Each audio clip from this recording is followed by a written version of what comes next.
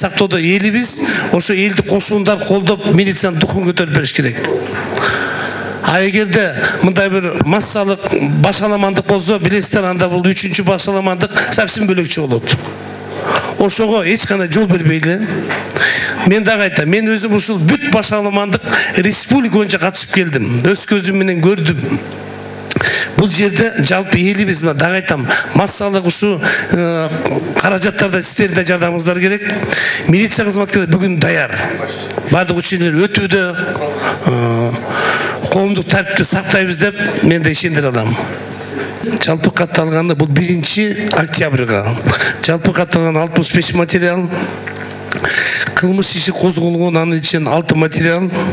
Кылмыш козголгондор бул 174-берене боюнча мүлктү атайлап чоккулуу же зыянга учуратуу, уничтожение уюмуштоо деген боюнча 3 материал козголгон. 139-берене боюнча шайлоо укуктарын жүзөгө ашырууга же шайлоо комиссиясынын ишине тоскоолдук кылуу, бул берене боюнча 1 материал иш козголгон. 164 статья уурдоо 1 иш козголгон материал. 234 бул хулиганчылык 1 материал козголгон. Кылмыш ишин козгоодон баш тартылгандары 37 материал. Прокуратура органдарына жиберилген 3 материал. Шайлоо комиссиясына борбордукка жөнөтүлгөн 6 материал. Териштирүүдө 6 материал. Сотко жиберилген 7 материал. Эми бул жерде подкөп боюнча 11 материал катталган. Анын ичинен 4 материал борбордук жана аймактык шайлоо комиссияларына өткөрүлүп жиберилди. Сотко 7 материал жөнөтүлдү. Подкөп боюнча иш козголгон эмес.